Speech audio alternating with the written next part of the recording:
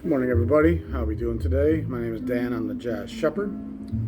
Uh, Starting off with an absolute classic here, one of the greatest songs of any era, Julie London, "Cry Me a River," from her debut record, and it's the fantastic Barney Kessel on the guitar, who really adds the soft touches to this that makes it just gorgeous. One of her finest outputs. This and the album Julie, where she got her legs kicked up in the air. I mean, she was always a saucy tart, and one of the most interesting characters of the late 50s was Julie London. Her provocative imagery and her seductive nature, her smoky voice, it all just lends itself to a person ahead of her time, and kind of the Madonna of her era in terms of being provocative on purpose.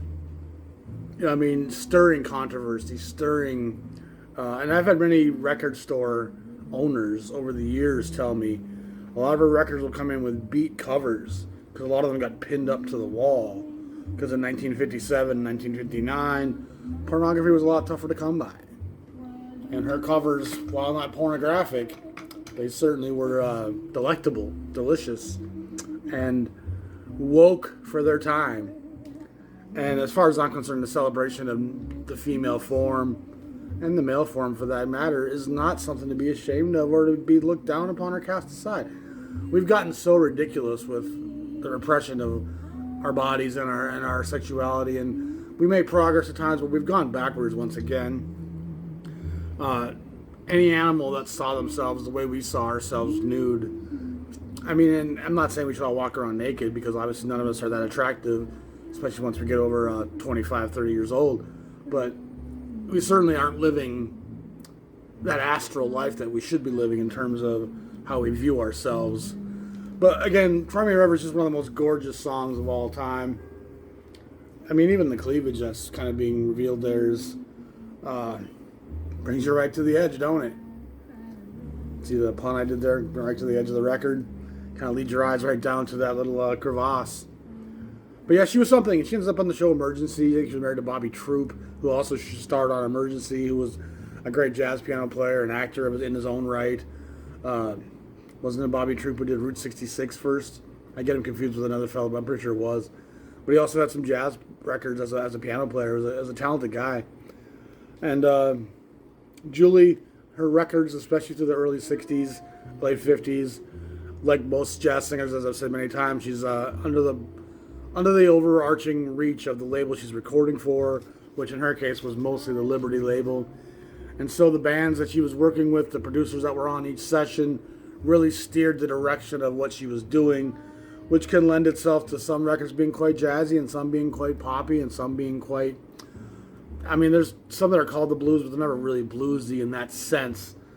I mean, she's singing some things that are the blues, but all the same, her voice always has a certain degree of cheek, and I want to call it sincerity because I think that's not the right term, but she delivers with a genuine, sultry cheek all the time, and I think it really made her an object of desire for many young men. Her Calendar Girl pinup record is one of the most sought-after album covers for the Cheesecake crowd, although that record isn't one of her best because the music's much more commercial and pop oriented than some of her more jazz and minimal recordings.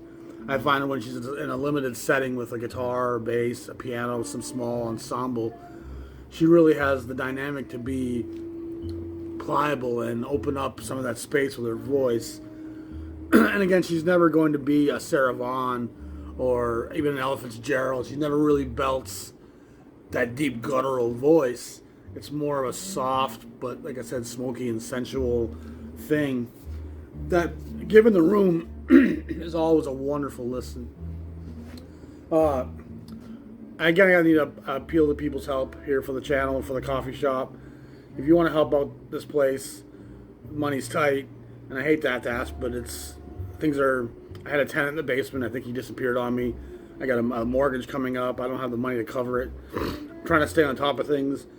So anybody who wants to support this channel, this Jazz Cafe, please either go to Superfans or my Patreon page, or the best thing right now would be to go to PayPal, which has a link, and send me $50, $40, $100, whatever you can afford to help me get that mortgage paid. I hate to have to ask again, like I said, but I also don't want to lose this place, and obviously I'm not going to lose it by being late on a mortgage payment. But once you start falling behind, you start falling behind on everything. I don't want to be in that situation. I have enough stress in my daily life. The ex-wife, she's going to treatment and she's getting better. I mean, we're a long way from any kind of reconciliation. If that ever happens, it's a long ways away. Part of me thinks it won't. And I certainly don't want to be put in the place where I take her back for financial reasons, because that would be destined to fail. And there's a temptation at times, like, oh, it'd be nice to have someone else help me pay the bills. And I mean, she's barely back. I don't think she's even back to work yet. So, and she's 2 hours away. She's doing treatment up there. So it's not even really a reality. But when I do sometimes get stressed about money, part of me is like, oh, I should maybe call her. And I don't want to reconnect for the wrong reasons. If we do reconnect, it needs to be because this is where she wants to be with me. And if she's not here on those terms, if she's here out of a sense of obligation or duty or a guilt, it's just destined to not be successful. And I'll be looking over my shoulder all the time. But I think if she really wants to be here and be with me, we could probably move forward. But it's a bridge I'm not willing to cross, and she's not in the place to cross anytime soon. Which means I'm still financially in really straight waters here. It's tough. And going through the Straits of Magellan, bad wind currents, trade winds, the land of fire, Tierra del Fuego is surrounding me. I mean, we're doing okay. The weather's been mild this winter, which has definitely helped, because bad roads really hurts me. So much of my business and my clientele comes from 30 miles away or more. I get a lot of Rochester people, a lot of Twin Cities people. Some of these people are driving 90 minutes to come here and spend an afternoon. And when the weather's bad, that doesn't happen. So, I mean, there's been very few snowy days here in Minnesota, which is not normal. And talk about El Nino, La Nina, whatever the hell you want to talk about, this is also deeper than that. This is climate change on a different kind of level. And it's not to say we didn't have a cold snap for 10 days, because we did, but it was a 10-day cold snap and that was it. And we've been in the 40s and 50s most of the winter, which is super abnormal. So again, if you want to help support the channel, please hit my PayPal, Patreon, Superfans, thank you, whatever you want to do.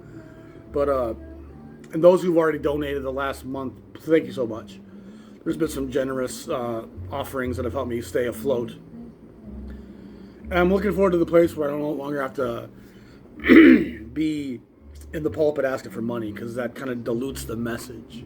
It's not really what I'm about. I hate asking for money. And I'm just going to leave it at that. Let's get back to the music. I had a friend come in the other day talking about Nina Simone.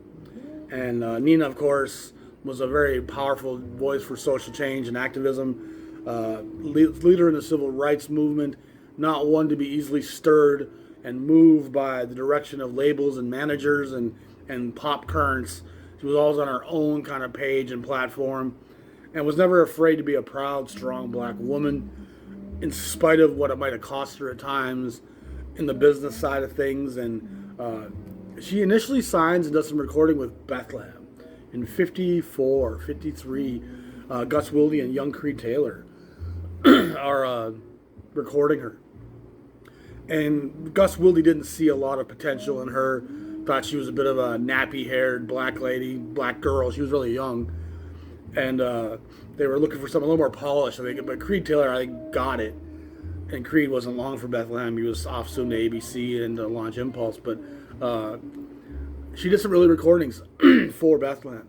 And they kind of sat on them. And she wasn't happy with where the direction of her recording career was going at Bethlehem. And so she ends up leaving and signs with Colpix. And then she ends up at RCA, where she makes a string of pretty powerful, pretty popular recordings for a black artist at RCA. And again, RCA is going to have some oversight in terms of the production of these sessions, but the grit and the nature of her soul always kind of illuminates everything she's doing, even on those RCA recordings. But her Bethlehem stuff ended up getting released a little bit later than it probably should have. And she had a minor hit with Porgy I Love You, which I think is from the musical Porgy and Bess, I'm guessing. And then she gets a couple albums put out, and there's a compilation of some Bethlehem Girls that they put some of her stuff out on that. But her recording here, 6028, Bethlehem Jazz is played in the exclusive Side Street Club, Nina Simone. And if I recall, I think the crowd isn't really real. And I don't think you even hear it on all the tracks. I think it's a stereo pressing, not the best sounding pressing, to be honest.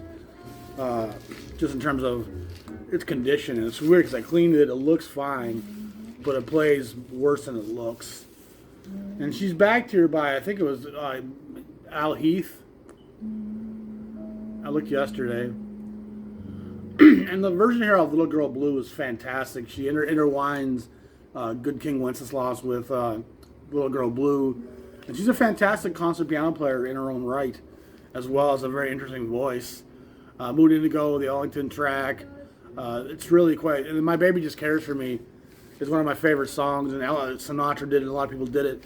But Nina's version is really kind of the staple of that whole scene. Obviously, that's taken in Central Park, near the pond. New York's such an interesting place. 1958 on the 6000 series, 6028. This record has been released a lot over the years because of her popularity down the road. Her early stuff gets re-illuminated, but really a cool recording. And it's her in a really jazz setting, and some of her later stuff becomes more R&B, pop, crossover. Some of her stuff is kind of just pop. And not in a pop sense like Madonna, and more in a pop sense like it's not jazz. It's got a lot of interesting things going on, and she flexes different genres on top of what she's doing to get whatever message or point she's trying to get across. And she's a bit like Billie Holiday or Louis Armstrong in a way, where sometimes she can sing or say something, and there's an undercurrent that if you're listening carefully and have the empathy to glean it, you'll hear what she's inferring at times. And again, there's always kind of a civil rights, social justice undertow to what Nina Simone has to say. So I pulled this out for my friend yesterday, actually, we listened to, and it was a really enjoyable listen, aside from a few... It's not like it was played with a bad needle. In a few places it kind of messed it up, but I'll probably need to replace that record at some point, someday.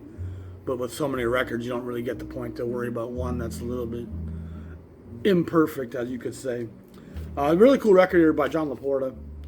LaPorta works with Mingus at times and other modern players in the post-bop era. Here he's playing with different groups, septet, quartet, and duo. And he plays alto, I think he plays clarinet at times. Multi-instrumentalist. He's also a pretty fabulous composer and arranger. There's a Jazz Composer Symposium series on Savoy, which one of those sessions is led by John LaPorta. I think he worked with Woody Herman, maybe? I can't remember. He worked with one of the bigger bands for a while. But in this later era, this is Fantasy 228, probably 1956, out of the San Francisco area. Wally Cirillo shows up on this, Sol Schlinger, Sonny Russo, Wendell Marshall on the bass, who of course is a Savoy mainstay. Fun stuff. And a really cool record on the Fantasy label of quite modern recordings and interesting soundscapes and elements of the blues, and of course it's jazz through and through. A couple of cool fantasy pieces I'm going to show you. I pulled up some fantasy stuff last week, and number 3229. And with this fantasy series, they initially had a dash in there, 3-229, but they eventually got rid of it and just became 3229. And the series starts at 3200. Paul Desmond and Dave Brubeck. And Desmond's definitely the star in a lot of ways here. Brubeck's the foundation, and Desmond's the paintbrush. Desmond's adding the color and the melody and a lot of the thematics. Beautiful session. I think this is on black vinyl, if I remember. It's probably a second pressing. But Fantasy did some fantastic stuff. And of course, the Fantasy label is rooted deeply in Cal Tjader and Dave Brubeck in the mid-50s. And speaking of Cal Tjader, 3227, early Cal Tjader. And by no means is this his first recording, Caligator Quartet. And at 32:27, this is probably his 8th or 9th recording for Fantasy already, including some stuff in the 10-inch era. He does some work as a drummer early on in the 10-inch era, but then primarily becomes a vibraphonist. And they said he was the greatest Latin jazz player. He was kind of known for, I think, the St. Louis or Kansas City area. Jader's a fantastic player. He's one of the guys that Creed Taylor, when he launches Verve after he leaves Impulse, guts from the small labels. He steals the Bill Evanses and the Jimmy Smiths and the Wes Montgomerys and the Cal Jaders and brings them to Verve, gives them more money, but also kind of sort of waters down what they're doing a little bit, puts them a little bit more in that poppy, overly arranged setting with the big gatefolds and the delicious artful covers that are like coffee table jazz meant for sedan driving station wagon America. Another Brubeck record, Quartet 3230. And I'm kind of trying to recall if Paul Desmond's on this as well. Beautiful stuff. Again, the red vinyl, which Fantasy was kind of known for. And I think some of the original pressings that were stereo had blue or green vinyl. Like there's a little bit of both. I'm pretty sure I actually have a purple Master Sounds Fantasy record. A record I picked up the other day was by Kenny Burrell. And I've had this copy of this record for a long time. KB Blues, Kenny Burrell. And this is a Japanese pressing of Kenny Burrell with Hank Mobley, Horace Silver, Dougie Watkins, and Louis Hayes. So you got a lot of Jazz Messenger alumni there with Watkins, Silver, and Mobley. The guys, of course, they worked with Silver for a while as well. And Burrell jumps into the mix here, probably from 56, 55, I'm going to guess, judging by that lineup. It doesn't say, but even the other Blue Note records on the back, okay, Midnight Blue is a little bit later. But judging by that lineup, I guess it's probably 56 or so. Does it have? No. But, cool, the Japanese put a lot of stuff by Blue Note out in the 80s, in the 70s, that collectors were looking for. This session was unissued. And it's a fantastic session. And I've had that version of this for a long time. And then I was scouring Amazon the other day, seeing what was coming out on Tone Poet. And I saw this copy of KB Blues as issued by Tone Poet and Company. And they recreate the same back. And this should probably say, yeah, 1957, so it's pretty close. Frank Wolf, photography, of course. Harley and Kevin Gray, producing and supervising, mastering. And alternate taking KB Blues on there. Beautiful packaging, a better cover, a bit more of a Reed Miles, of course. The Tone Poets are doing a great job recreating that Reed Miles, Frank Wolf, Blue Note look and their imagery of all the Blue Note releases. And didn't really need it, but this was a used copy. It was like $20. I grabbed it. And for all those audiophile people out there, sounds great. Sounds fantastic. Great job, guys. Although, I mean, listening next to the KB Blues by the Japanese pressing, I mean, I couldn't tell the difference. And maybe it's limitations on my system, but going back and forth between the two, I just don't hear what so many people claim to hear. And I think you really have to be listening so hard to hear it. And if you're listening so hard to hear that, what you're not hearing is the music. What you're not hearing is the emoting. What you're not hearing is the emotional state of the players and the history behind it. And you really are listening for a different tactile reason. And you're trying to judge your speakers, not the place the player is coming from, not the art. You're almost, it's something I don't want to get into deep into. I've talked about it many times, but and it's great that these records are getting reissued by Tone Poet. The Japanese version, it's hard to come by, so it's worth putting this out. So it's not like this is unnecessary, because this is a great addition to the Tone Poet catalog. Unnecessary for me, perhaps. The cover, Probably worth $10 alone to me. And again, it was used, so I figured it was worth grabbing. And I certainly didn't grab it to hear the difference in the sonics. That wasn't my intention. It was more just loving the cover. And I'm a huge fan of Kenny Burrell to begin with. I think I have 50 or 60 Kenny Burrell records. And I don't have anything filed by artists right now, so I'm not up to date on my numbers. But I have so much Kenny Burrell. And he's one of the few artists where I have his work into the 80s even. And he's still alive. He's still with us last I checked. So much love to Kenny Burrell. One of my truly favorite players. A very versatile player. You find him in a lot of different settings. And during the Bossa Nova craze, he makes some fantastic records in that movement. He's playing in the hard bop scene. He's playing in the soul jazz scene. He plays on records that are more pop-oriented as a sideman. But always a gorgeous, delicate player. Detroit native, if I remember. Just a huge fan of Kenny Burrell. I really am. Love his work pretty much from top to bottom. His 80s work is gorgeous, beautiful, small group jazz combo guitar stuff. I'm a huge fan of jazz guitar, period. I think it's one of my favorite genres of jazz. Just in terms of how delectable and delightful and subtle and melancholy a lot of it is. You take the horns out of jazz, it becomes a much more coffee shop oriented sound. Looking forward to giving this another spin today. I heard it played it yesterday, but had a lot of people in the cafe at the time, so didn't really get to digest it like I could have. A couple of the Blue Note pieces I want to talk about real quick. Components, Bobby Hutcherson. And this comes late towards the end of the era of Blue Note being an independent label. 4213 probably puts it 1965, maybe 66 even. James Spaulding shows up, great flautist and alto sax player. Freddie Hubbard is explosive as always. Bobby Hutcherson, the vibes of marimba. Herbie Hancock, Ron Carter, and the great Joe Chambers. Great cover. Reed Miles once again, components. And it's funny because it doesn't really have anything musical about it, yet it feels somewhat musical and somewhat like a vibraphone, and like almost you could play some of that somehow, like in some percussive instruments. Reed Miles is really great at capturing things. And one side of this, I think side 2, is far more out than the other side. I think it's side 2. And the one side was a little bit almost too out for the coffee shop. And I played it, and there wasn't many people there at the time.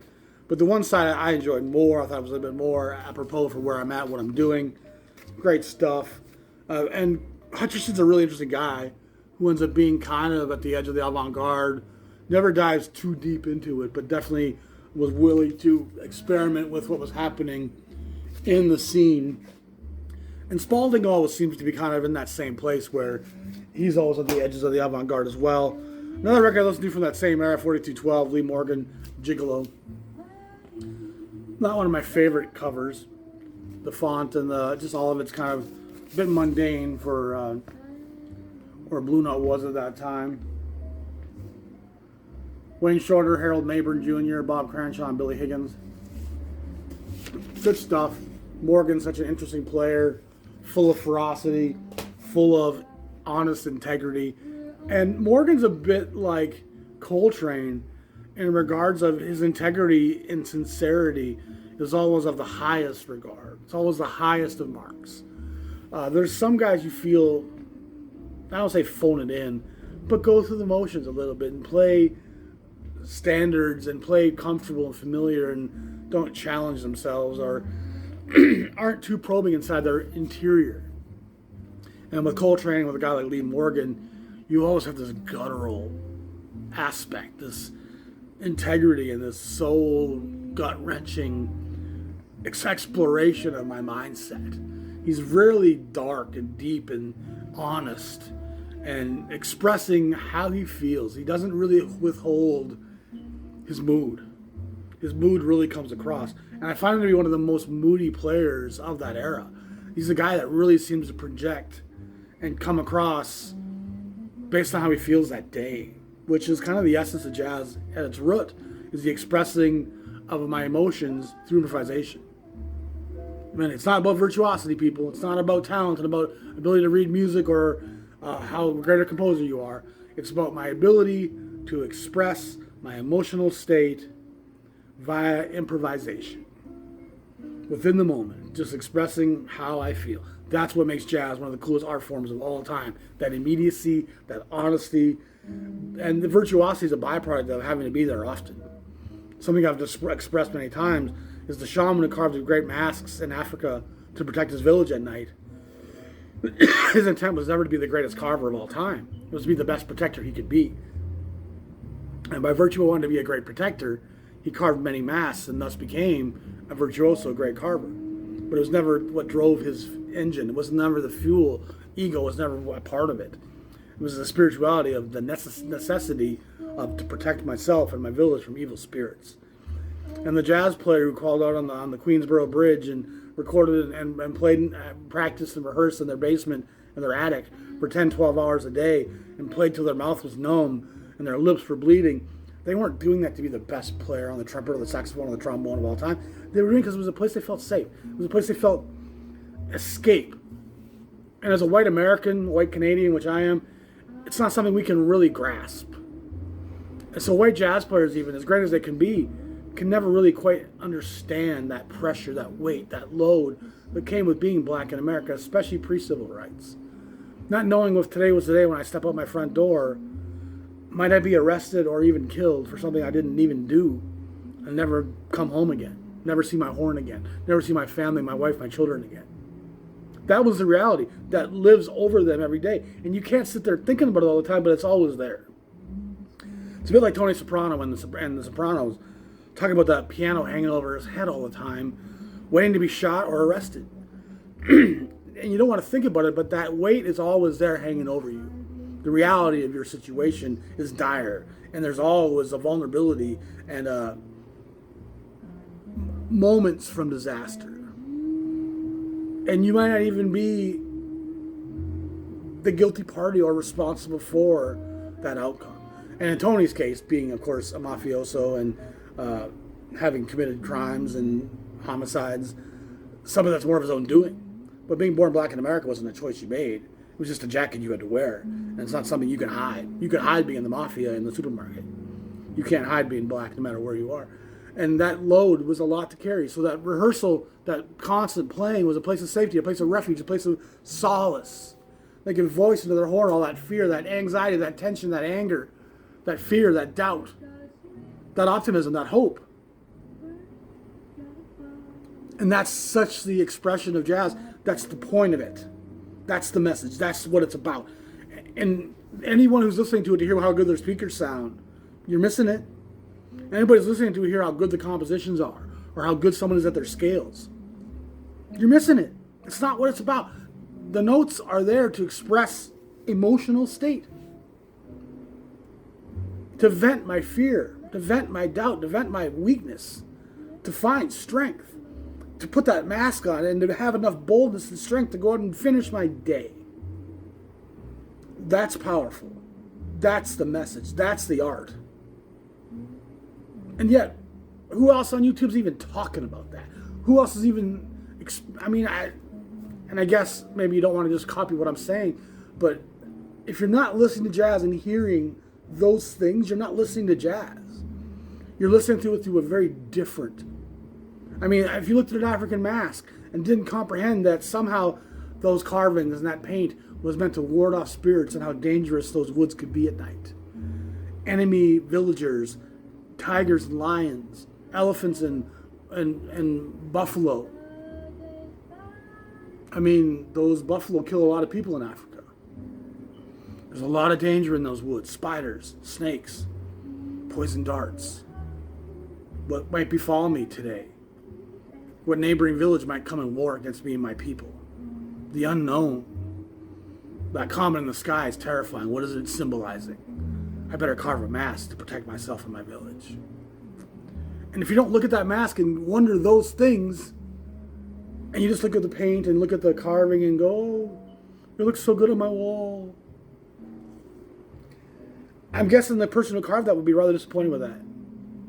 My guess. I'm going to wrap up that episode today. I got one more thing I want to share, but I'm going to put it on my next episode. I'll probably do it pretty quickly, actually, because I've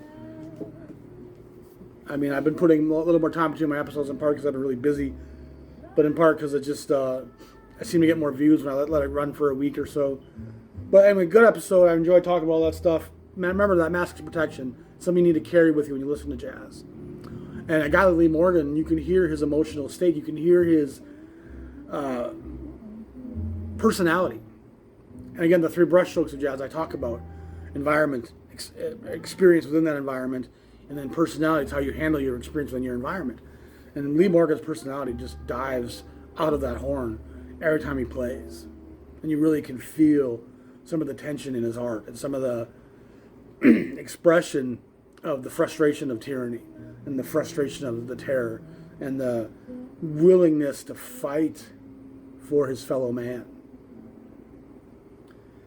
And his quest was definitely different than a guy like Coltrane's, where Coltrane starts to speak for all humanity. You always feel like Morgan's more rooted in the black community and more rooted in his art and more of even a solo enterprise, him in his own state. With Coltrane, you get this very global, overreaching intercession. And a lot of his album titles and song titles allude to that spirituality. And I think a lot of Morgan's song titles and album titles lend itself to a much more one-dimensional approach to what his art's attempting to do. It's to help him get through his day. I don't got time to worry about the rest of the world. My emotions, my personality, who I am, my makeup. I'm agitated. I'm on the edge. And fuck, I gotta get this shit out. So again, if you can help the channel, help the cafe, please do it. I need the help. It's, again, not something I like to really ask for, and it was never a big part of what this channel was supposed to be about. Obviously, if I was trying to be a commercial channel, I'd sit here talking about pressings and speaker wires all day and get thousands of views, but that's not what my interest is and not what my integrity would ever want to express. So here we are, still talking about the music and the art and the jazz and this era where jazz was the cutting edge musically. Civil rights, this music's at the cutting edge of what's happening in social change. It's the voice of the people coming through the wilderness and finally seeing a promised land. Finally seeing that land of milk and honey. It's close. It's just over that ridge. And these last few battles might be the bloodiest we have to fight. But when we come into Canaan, we are going to march and victorious and find our new destiny. And that freedom is just on the cusp. They can feel it. They can sense it. And again, that post-war denial of what was promised led to the new post-war militancy in the black community that is just throughout jazz at this time, through bebop and hard bop and that whole into the spiritual jazz, avant-garde jazz, free jazz. There's a lot of edge and aggression and frustration. And of course, the civil rights leaders, the Martin Luther Kings, the Malcolm X's, they helped push that envelope through a different channel. But jazz was right there in that same battlefront. Air Force, Army. I mean, they're both important entities in this fight. So again, we'll wrap it up today at that. I appreciate you all for watching. I love all my communication. Thanks for all the comments. Please like the channel. Put your thumbs up. Do whatever you can to help support. There's so many people that I watch on YouTube talk about algorithms and all that, and I'm just never pay that much attention to that stuff. I just do what I do, and if you like it and enjoy it, great. And if you don't, go watch what you want to watch. I guess it's not too much of my concern. If you don't want to hear what I have to say, I don't feel any kind of way about that. I just want to speak from my soul and my heart and tell you the message that I feel and what I hear, and how I want to express my appreciation for this art. And again, my collection is The Great Instructor. This history is on these walls. All the jazz labels, chronologically sequenced by release number. Complete label discography is 500-600 titles. The Verve titles, almost 1,000. And we're going to jump into Clef and Norgren again in the next episode with a few things I just finally got in the mail. That was, I'll talk about it next episode. Y'all be safe. Have a great day. Love y'all. Peace. Bye.